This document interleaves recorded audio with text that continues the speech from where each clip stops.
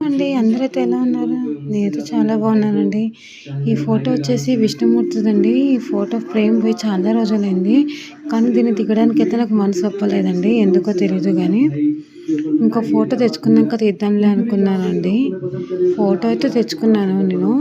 అందుకని చెప్పి ఫోటోని ఇలా ఉట్టిగా పడేయలేక ఫోటో ఫ్రేమ్ నుంచి ఫోటో తీసానండి. ఫోటో తీసి గిన్నెలో నానబెట్టి దాన్ని మొత్తం ఇలా గట్టిగా నొక్కేసరికి ముద్ద ముద్దలా మొత్తం అయిపోయిందండి. తొక్కుట్లో పడేస్తే బాగోదండి. చాలామంది గుడిల దగ్గరనో పుట్టల దగ్గరనో పెడతారు. అలా అయితే పెట్టకూడదంట అండి ఫోటోలు. నేనైతే ఇలా చేస్తున్నానండి.